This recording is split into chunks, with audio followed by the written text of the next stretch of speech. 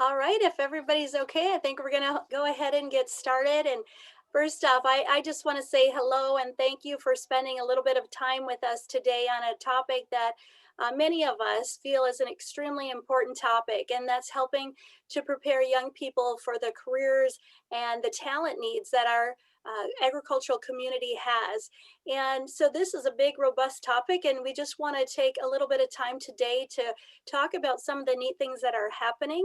We've assembled, I'd say, an all-star group of presenters today to talk us through what is happening in our classrooms and in our communities to really be part of helping to solve the important need for talent. So we've got a number of presenters, and I think I'm going to kick it off here and throw it to Ms. Sheryl Meshke. And as Sheryl gets ready to share some comments, I want to thank her and the rest of our presenters today because of their involvement with the FFA and the FFA Foundation. Sheryl, as you all know, is the treasurer of the Minnesota AgriGrowth.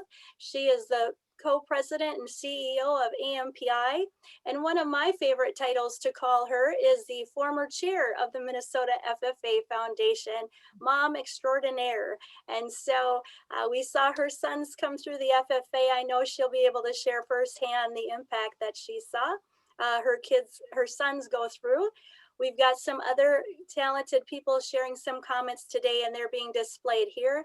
Lara Durben, Tamara Nelsen, Nicole Koziolek, Mike Miron, Natasha Mortenson, and then I'm pleased to be with you as well, and I'm Val Aarsvold. So with that, Sheryl, would you please share some thoughts? Well, thank you, and welcome to your noon hour, brought to you by the Minnesota FFA Foundation and AgriGrowth Council.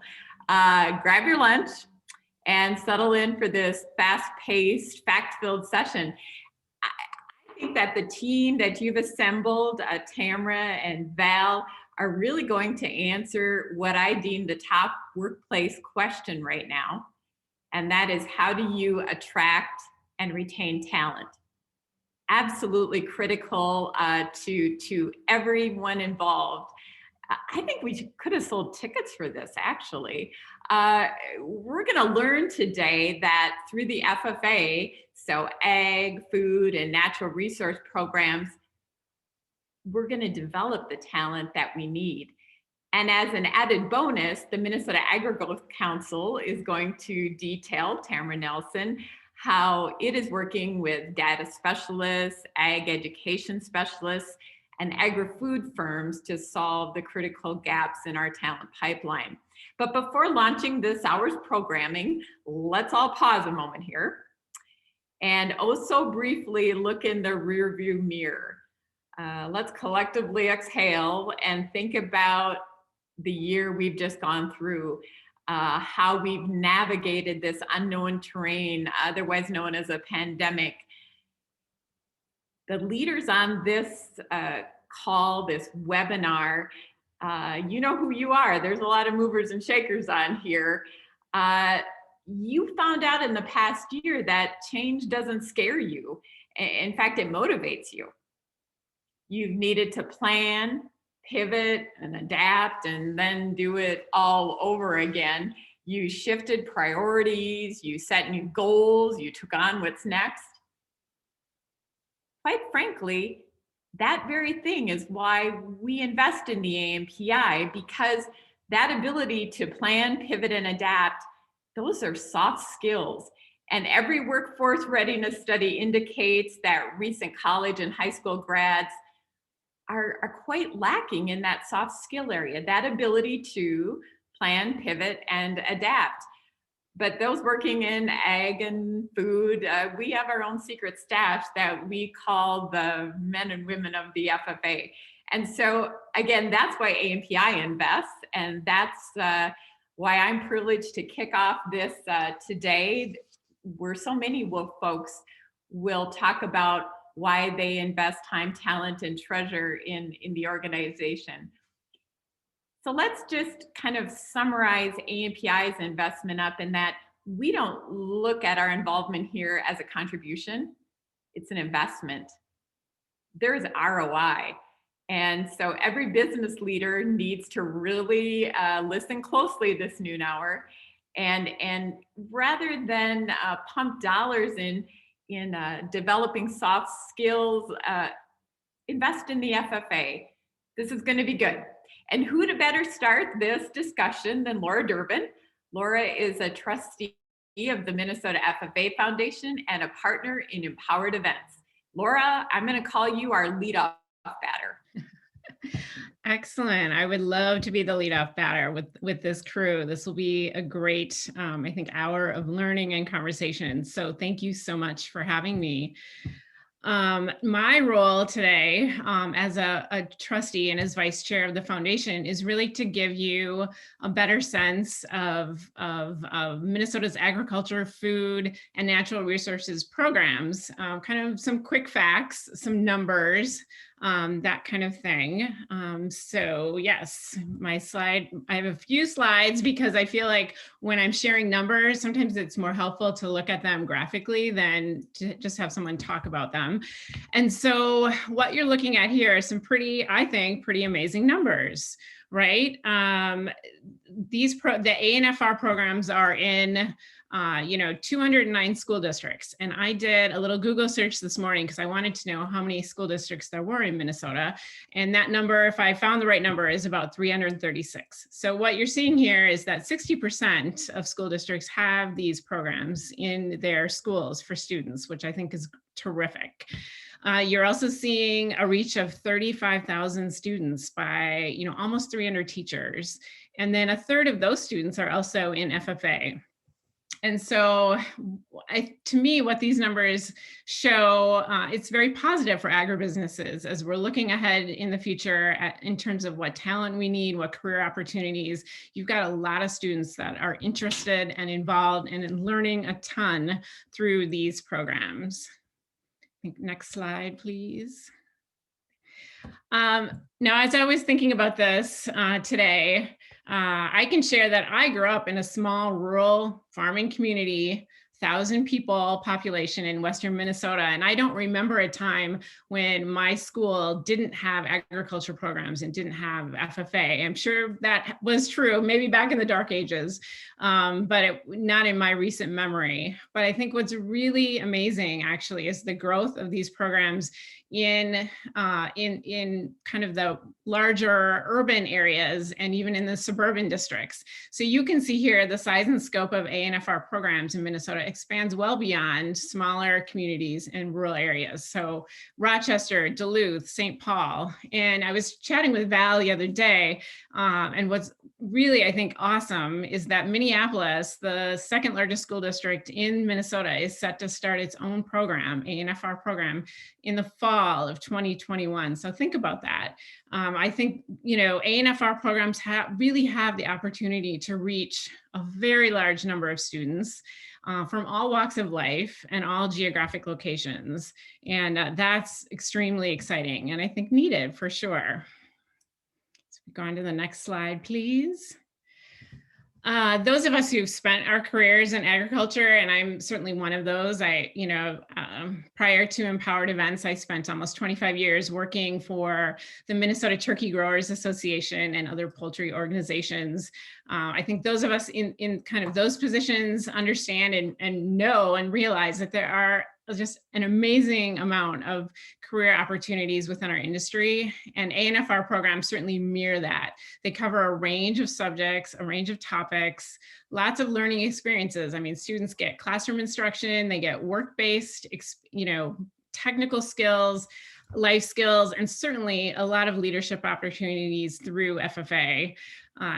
And I think it's also important to note, there's just so much success with these students. Students enrolled in career and technical education, which includes the ANFR programs, graduate at a rate nearly 10% higher than the state average.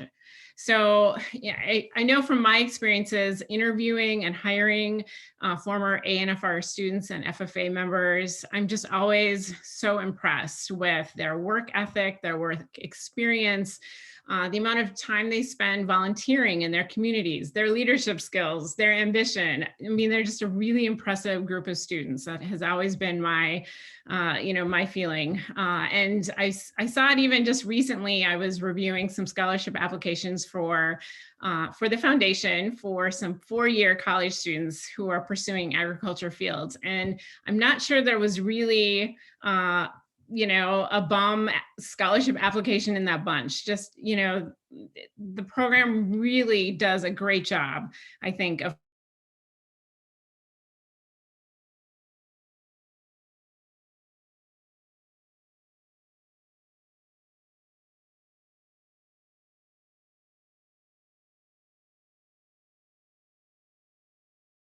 we can move on to that. There we go. Is really all about the growth that's happening in these programs. So the first graph on the left certainly shows that steady uptick of growth in the number of programs in Minnesota, and we'd love to see that. The second graph shows the increase in the number of students, especially in the last few years, who have been taking advantage of these programs.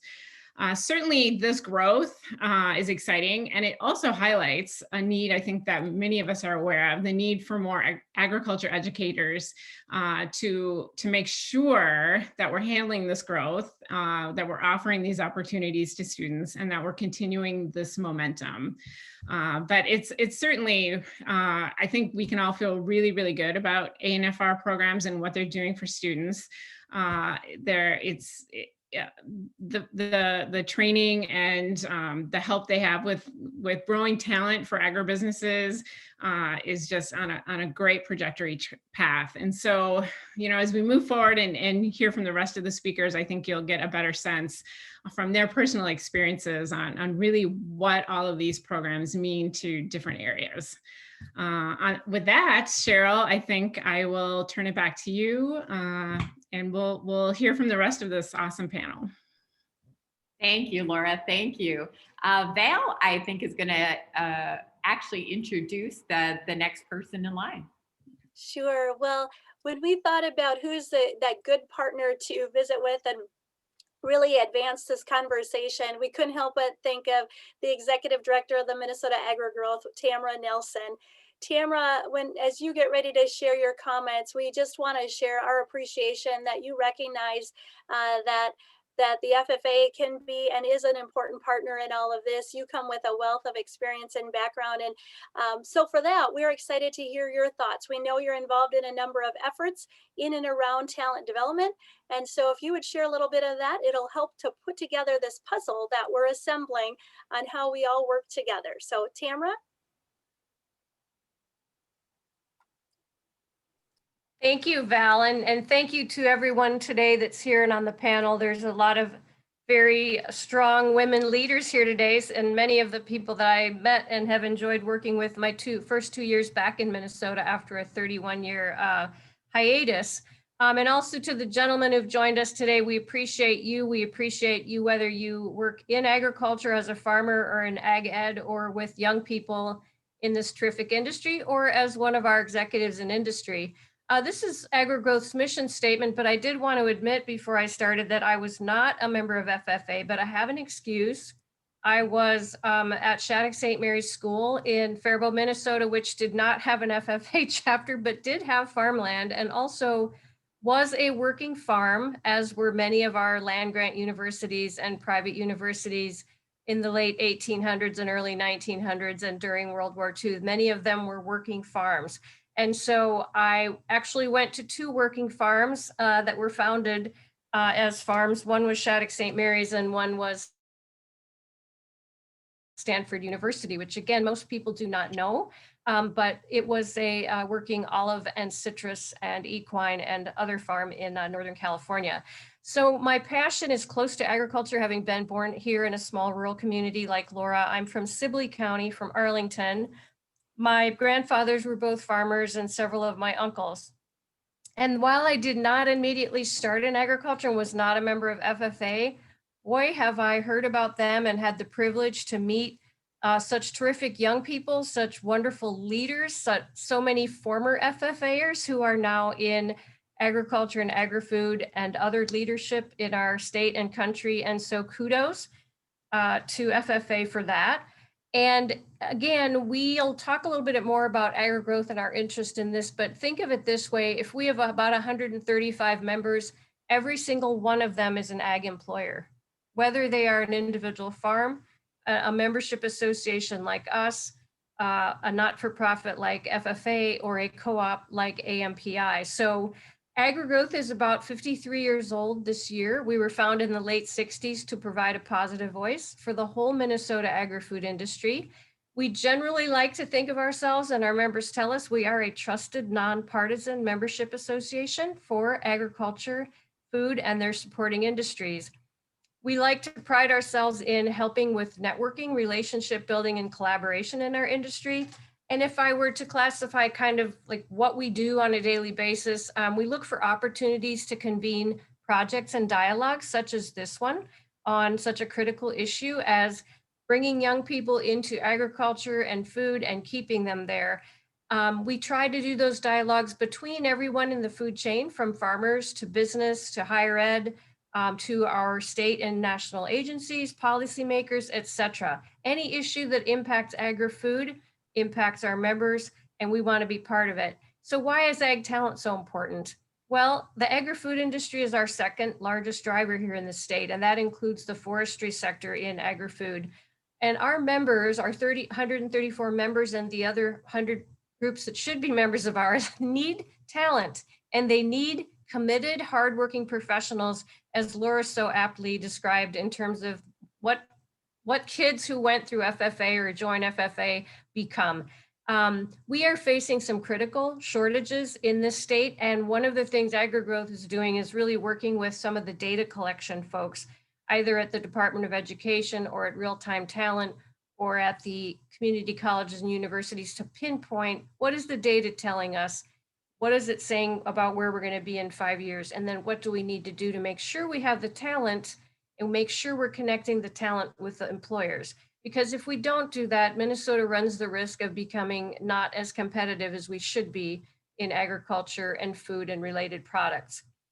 The biggest issue we find is that oftentimes the education, interest, and professional training skills may not be matching up to changing jobs. So again, in the past, agriculture was a lot of manual labor, a lot of engineering, a lot of agronomy, and now there's a lot of technology, for example, just an example. And how does that change the way a young person may have come into agriculture knowing all the former, the younger kids who now help their dad run the combine and tractor because the dad's like me and doesn't want to deal with the technology. And so if that is changing, how do we match those people, those professions, that training up to the employers? And this is, if you go to the next slide, Dana, this is who our Ag Talent Working Group is here in Minnesota. It involves the partners that are listed, as well as some others that we will be talking about in the future or have joined.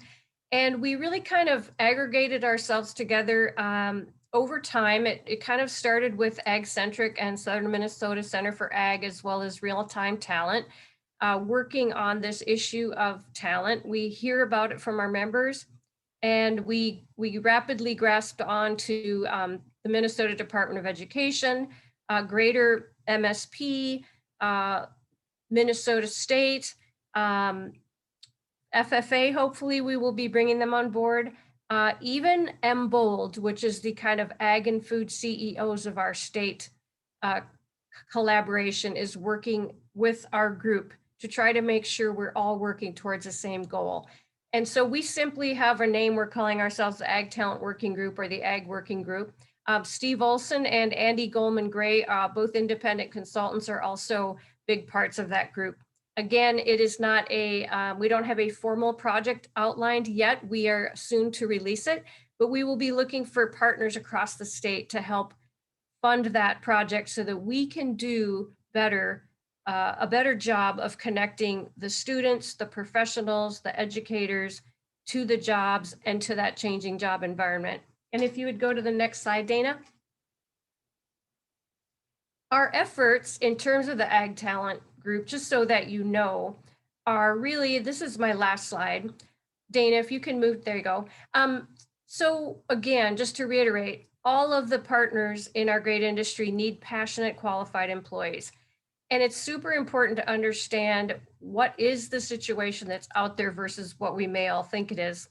So what is it based on the data? Is it a lack of workers, or is it a lack of the education and training that the companies who are employing are seeking? Are there plenty of interested workers out there? Or are there no interested workers? And if they are interested, are they only interested in working in the metro area? Or would they be interested in pursuing something in a rural area? I know as a professional, when I was looking at moving back to Minnesota, my parents live in Sibley County. My husband's parents lived in Redwood County. I was looking for a job, you know, wherever, New Ulm, Mankato, St. Paul, Minneapolis, and there were not very many good sites for figuring out where you could try to target your job search. And I've oftentimes had students call me and say, I graduated, I have a degree at Ag Ed from the University of Minnesota or from Mankato State. I want to find a job in the metro area. Is there a website I can go to? And I always say, no, but you can go to corn growers, the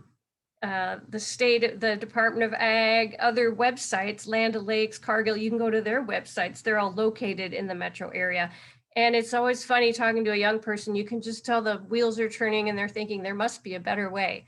So what we are really trying to do is trying to find ways and build ways to connect students and professionals to ag jobs. There are other groups trying to do the same through their websites. And we do want to always emphasize that student internships as well as FFA are great steps into this world, and we need you here and we want to have you working with us. And those employers who have not tapped into these great resources either through FFA or through our great state and land grant universities, you need to tap into these sources. We can help you do that.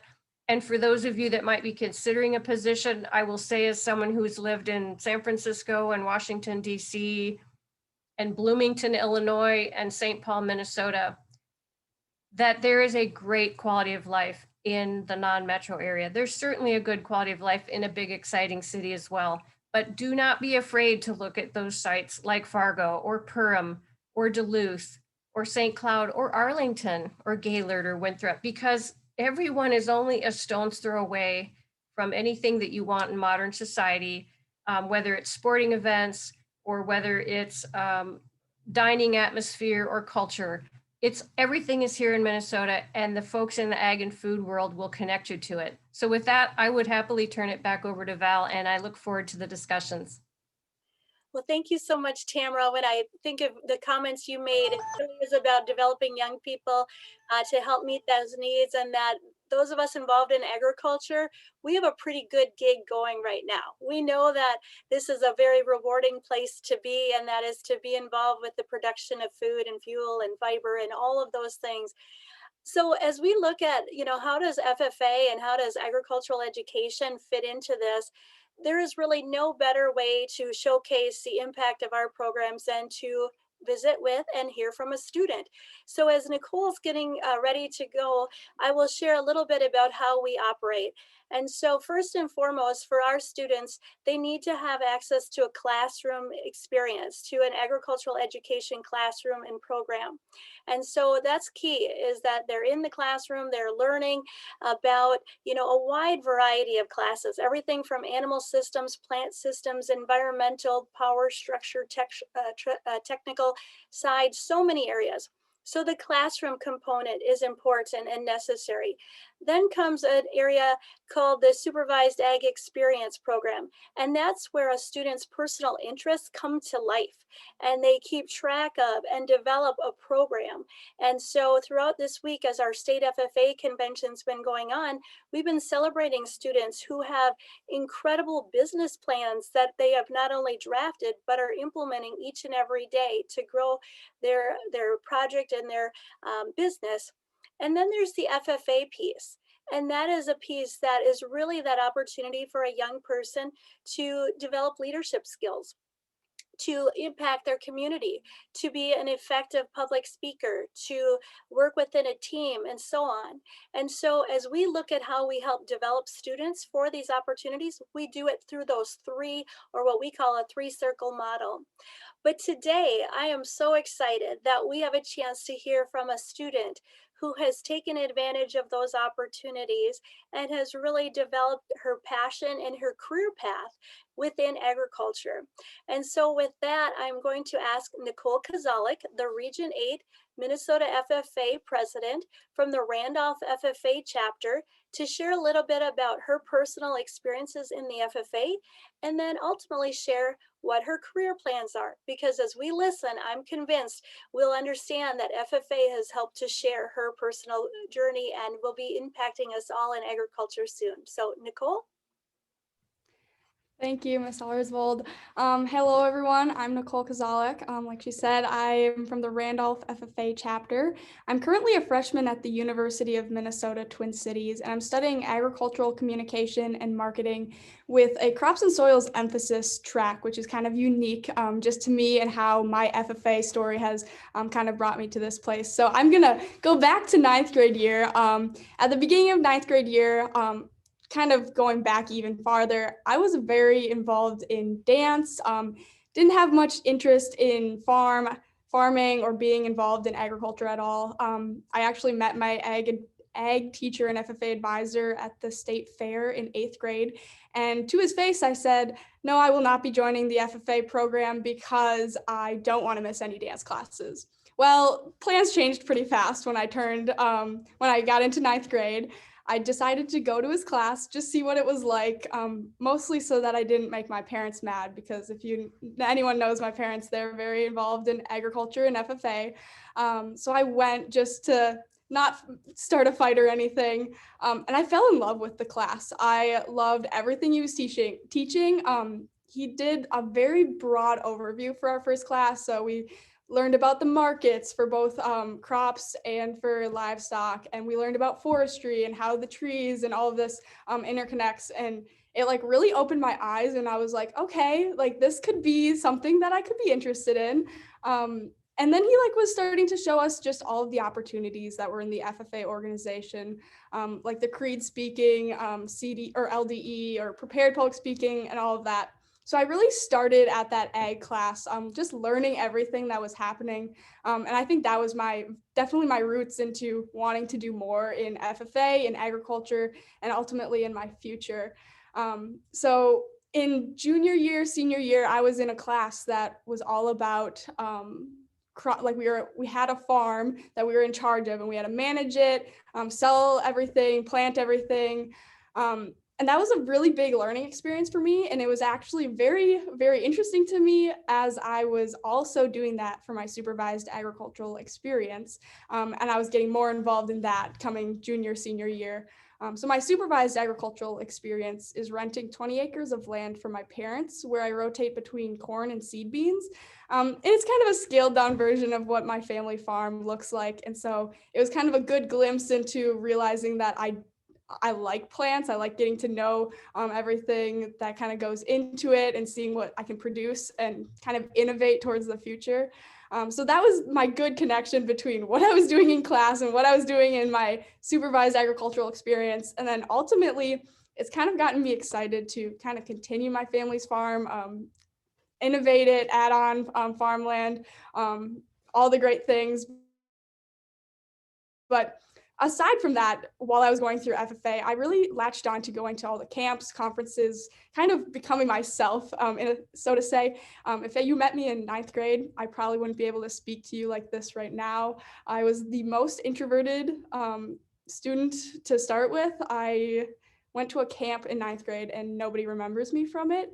But through creed speaking, prepared public speaking, job interviews, and just kind of getting to know people, kind of finding my own niche, I'm able to like kind of break that barrier and become a little more confident. And so I give that all to FFA, agriculture, and just finding that passion that was in me that my whole life probably, but just hadn't been found yet. So through my prepared public speaking kind of stint for a year, I did prepared public speaking.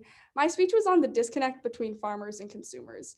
And that was a big topic that I knew almost nothing about to start with, as I was just getting into FFA, just figuring out my whole path and story. And as I was going through it, I realized that I was very much in it, since I had a lot of friends that weren't in FFA, weren't in agriculture, because I wasn't interested in agriculture to start with. So I had a lot of friends that I realized I was communicating agricultural story to, but I didn't realize it. And I was bringing friends and family out to the farm that didn't know anything about FFA or agriculture. So learning that part of it and seeing that I loved doing that, and I got really excited when people wanted to come out to the farm with me, kind of launched me towards where I am going right now.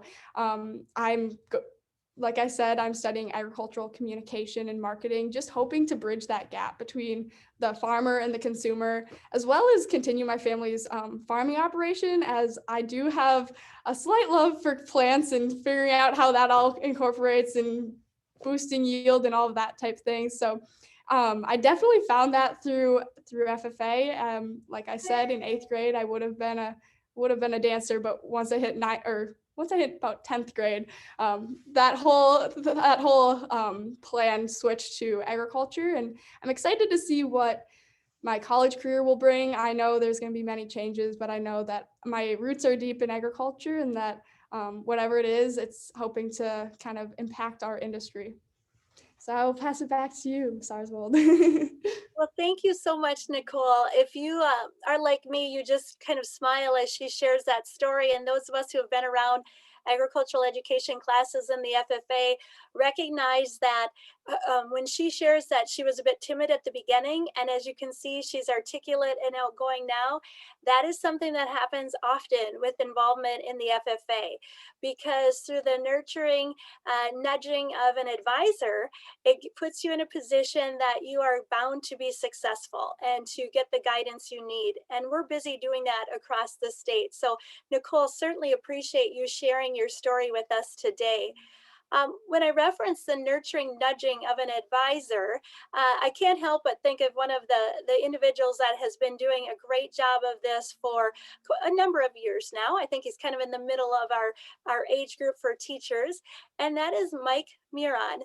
Mike is an agricultural education instructor at Forest Lake, and he has worn many hats and been involved in many capacities. But I think one of the areas that has always struck me when Mike Miron shares his story is how he comes alongside students and helps them to see their full potential, how he guides them so that the skills that they're developing are going to help them be successful even after they graduate high school. And so I would love to welcome Mr. Mike Miron, agriculture instructor at Forest Lake, to share some thoughts. Well, thank you, Val. Those are awfully nice compliments there, and appreciate Nicole's comments as well, because that really represents, as Val was indicating, what we try to do in agriculture education. I'm a farm kid, and truth be told, as I was going through my college education experience, while my major was in ag education, I always viewed myself as working in one of the businesses that you all represent. I pictured myself going into agribusiness someplace and putting my degree to use there.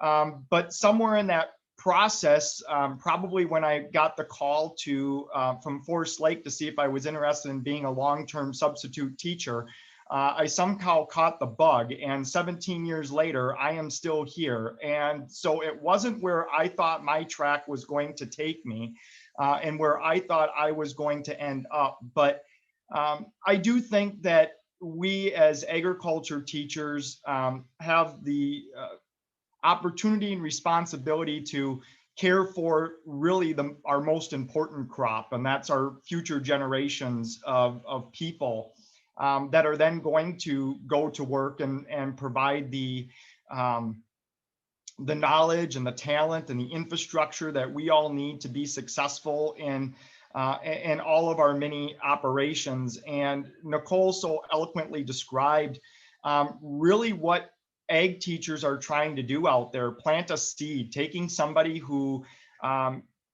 doesn't think of themselves as a fit in a certain way, and through exposure and resources and experiences, we try to hopefully help them think about how they can use their talents and return it to an industry, a profession that is in such need for that type of talent to return and keep our agriculture, food, and natural resources systems thriving. And so it's an awesome opportunity to be part of that process and to be here today to represent the good work that so many agriculture teachers across the state of Minnesota are participating in. And I really think, you know, as we think about the students and as we think about folks like Nicole, really the next step and the place where, quite frankly, we can use your help is helping them understand where do they go from here? What is the potential for them? How can they turn their knowledge and their skill, their background, their talent into a rewarding, profitable, thriving career in the agriculture industry? And as teachers, we try to make that connection for our students, and we try to provide them and put them in those scenarios. But certainly we can't replicate in our classroom the types of opportunities that exist in the real world. And Val alluded to our agriculture education model, and it's true that the classroom experience is certainly foundational and important and critical to the development of a student and their future success. It's where we're able to provide the knowledge and the technical skill that they can use to become employable. And the FFA experience that the Blue Jacket represents talks about the leadership potential to try to bring those students out of their comfort zone a little bit, to have the confidence to work on those soft skills of networking and communicating and the things that you all identify with when you see the blue corduroy jacket from the FFA. You know that those students have been exposed to a relationship building process that makes them dynamic in your workplaces and in your teams. But the piece that quite frankly, I've really enjoyed working with is the Supervised Agricultural Experience Program.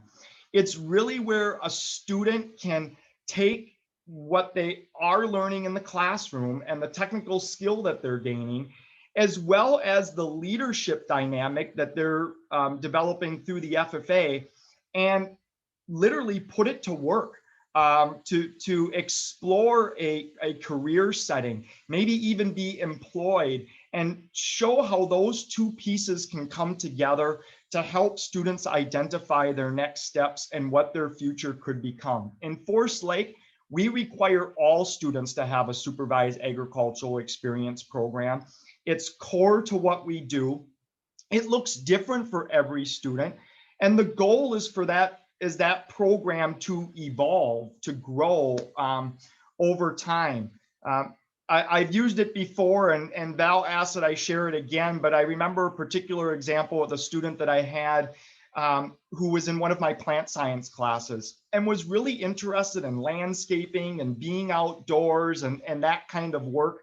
The type of work that usually draws the hands-on pieces that draw students to agriculture, food, and natural resources programs, but was struggling to figure out what to do for an SAE project, this required thing he had to do for school. And, you know, gave me a lot of pushback about it, quite frankly, about why do we have to do this? I don't understand why this is important. And as we explored and as he went through his interests, he decided that he was going to start a little small lawn mowing business, start with his neighbors, go out, see if he could make a little bit of money, because what teenage kid doesn't like to make money, right? So you kind of put this business plan together, figure out how you're going to go, and over time, you know, 2 yards turned into 4, and 4 yards turned into 12. And pretty soon I'm having conversations with this student and this parent about how their youngster is going all over the place mowing lawns. As he got older and as he became more familiar with his trade, the next step was to start investing in equipment. And I remember we sat down and had a conversation about how are you getting your lawnmower from place to place? And where is it being stored? And how is this maintenance working? And he said, well, my dad helps me take care of that. I use my dad's truck. I use my dad's trailer. I store my equipment in my dad's shed. And I says, well, if you're going to turn this into some type of a business, you have to start taking responsibility for yourself. You got to figure out how to make this, sustainable on your own. This isn't how the business world works. Your dad's not going to be there to provide this for you. And so he took that to heart, bought a truck, gradually bought a trailer, expanded his equipment. As he was graduating from high school, he was taking on contracts with local cities in our area, maintaining their parks and fields and different programs like that. Graduated, went on for a 2-year degree, all while maintaining his business at the same time, but knew that he needed more professional skill and development. And I remember when I had a project at my house, and so of course I called him up, right? Let's have him come over and see what he can do to help me out with my situation in my own yard. It's not very flattering when the ag teacher has to call in somebody else for help for yard work, but I did it anyways. And he came over and he gave me the bill, which was a very fair bill.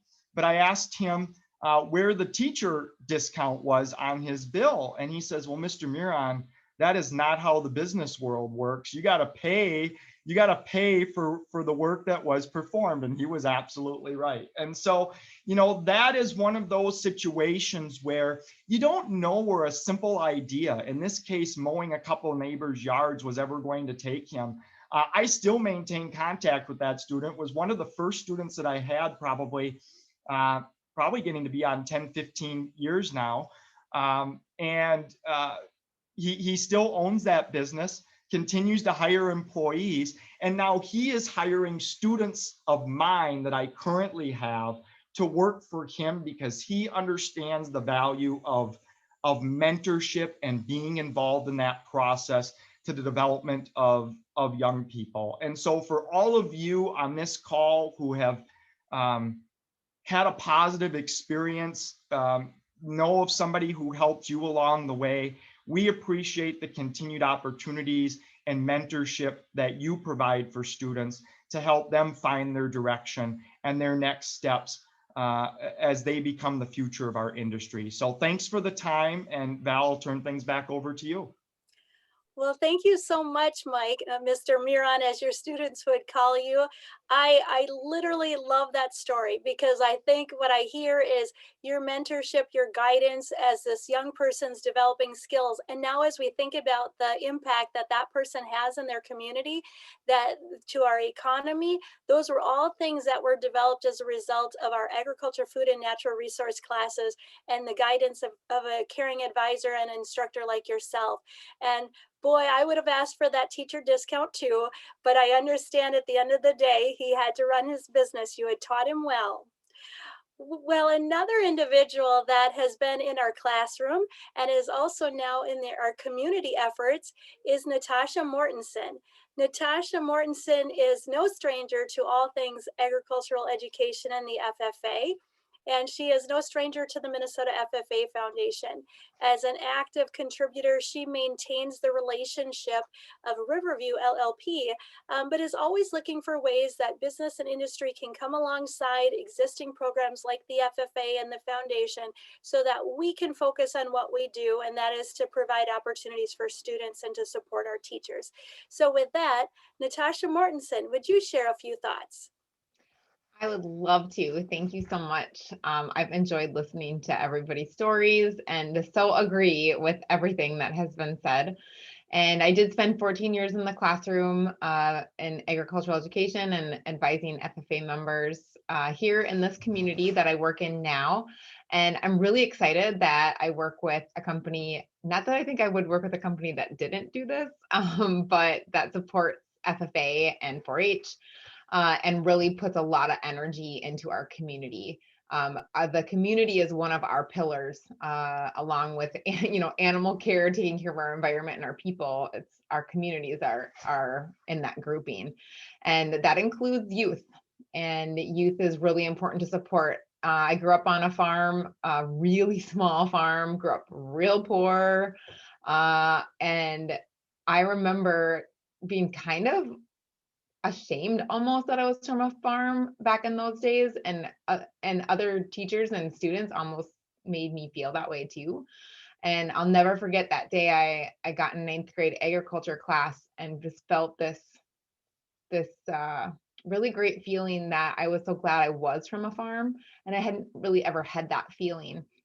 I will never forget, and some of them are on this call today, many of the people that impacted me, whether that was through when I was a teacher, now in the role I'm in now, or as a student. And I look back and I look at the opportunities I had, and little did I know who was behind a lot of it. And a lot of these opportunities that these students have today, and the opportunities I had back when I was an FFA member, was due to the strong efforts of the Minnesota FFA Foundation, because the money that they are able to take from so many supporters of this program and divvy it out in the right spots, it's extraordinary. And I didn't know as a student, and I often tell young people, you have no idea the reach of the dollars that come through the Minnesota FFA Foundation and what they have done for you. As a teacher, I definitely knew, important work that the foundation was doing, but I don't even think you understand it. And if I can tell you on behalf of Riverview and what we think about here, it really is the importance of our community. And we need people that want to be farmers.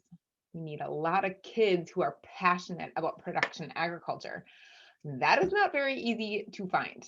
And a lot less young people are growing up on farms today. A lot of these students do not have agricultural education classes in their school. This is what concerns me the most. And a lot of my coworkers here at Riverview, we actually do work in schools, many schools west of Morris, that we have dairy farms located in those communities that have zero agricultural education or extremely limited. So this is all they're getting. This is all those kids are seeing is we're trying to get into these classrooms. The building of the Minnesota FFA Foundation and all of us coming together in agribusiness and agriculture, whoever, whatever organization, all of us coming together, we can continue to grow agricultural education in this state, because it concerns me that I'm out here in farm country and a lot of these kids have zero agricultural education. They have zero FFA involvement because they don't have it. And as we grow this and continue to support this, it's going to bleed into those areas where we need this. And we need to all be a part of that. It doesn't matter if you're from Western Minnesota or not. These kids out here, you need them. I need them. I need the kids in the cities. We all need everybody. And we have to figure out how to do this together. And I cannot think of a better place than the Minnesota FFA Foundation to put money and time and effort into to help us get there and to help agriculture be a strong presence in the communities and in the schools where these students are at. We got to support the rural kids just like we got to support the urban kids, because we have no idea what their passion is, and they don't either if they've never even been experiencing any type of agriculture. A lot of them eat food, they have no idea where it comes from. They don't know what they don't know. And that's our job in agriculture, to give them opportunities to know what they don't know. And if you feel like you want to help with that, the Minnesota FFA Foundation is the place for your dollars. And I am happy that I work with a company that totally understands the impact that the FFA has on young people. So I think I could go on and on forever, of course, but I will leave it at that. Well, thank you so much, Natasha. As I kind of share some parting thoughts, I'm assuming that you feel the same way that I do, that this program is something special, and as part of the conversation today, it's how do we match our programs and our efforts with the need for talent. And so I've got a couple of slides, so if you want to advance to the next one and then the next one. Perfect. So first off, this conversation is happening right now because it's a pretty special week for FFA in our state. It's the Minnesota FFA State Convention, and although we are all doing these things remotely, what we've never lost focus on is the fact that our students are worth celebrating and supporting. And so if you have a chance, there is one of the slides does share how to access the mobile app that is available for you to download, and it's that one. Perfect. So check out how we're helping students grow and develop.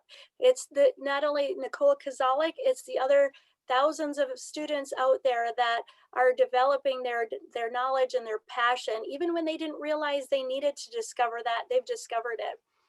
It's to provide opportunities to ready their skills so that they can be impacting their communities. So please check out the Minnesota FFA Convention mobile app and all the good video bites and things out there for you. The next slide shows a little bit of what our vision is. And I think it's important, and you all probably have your own vision statements, but we really want to see our programs in every school, regardless of their economic status. We want to make sure that our students represent a variety of students coming into the program. So it's to engage partners to ensure agricultural education is available in every Minnesota school, and that access is not limited to these life-changing programs. The next slide is our mission, and it's about developing strategic partnerships to help support the valuable work of Mr. Miron and the other 290 some teachers in our classrooms. It's about making sure that new teachers are coming into the profession so that as people retire and our programs grow, we have quality teachers. And then the next slide there is the one that we really focus our attention on these areas. We provide scholarships. So as you think about how can you get involved, if you've got scholarship dollars that you want to put into students going in to advance their agricultural education following high school, we could certainly work with that.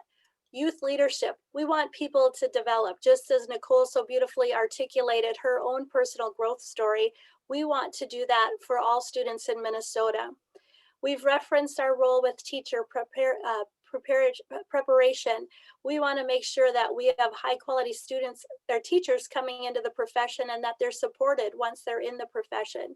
And then our Minnesota State FFA Convention. So as we look at how can we partner to help meet the needs of our talent needs, these are the ways that we can help you. And so we look forward to this just being one part of a larger conversation. The last slide provides our website as well as our phone number. And we really just recognize that we are one, but a very important part of the conversation of meeting the needs for talent. And so with that, I'm going to turn it back over to Sheryl. And so again, I guess I'm clean up here and want to really take this opportunity to say thank you to Lara, to Nicole, to Mike, Natasha, and appreciate your insights and really recognize the support that the Minnesota AgriGrowth Council provided today, and the story they shared about how they're filling critical gaps in the talent pipeline and matching up information. But Val, back to the message you just shared, I think we each need to leave here today and think about how the FFA makes individuals and teams stronger. I challenge each of you to line it into your budget as a community donation, or at AMPI, we regard it as a human resource development. Either way, supporting the foundation is really a strategic investment with a solid ROI. Look forward to meeting all of you in person, hopefully next year at the University of Minnesota. And again, thanks so much for spending your noon hour with us.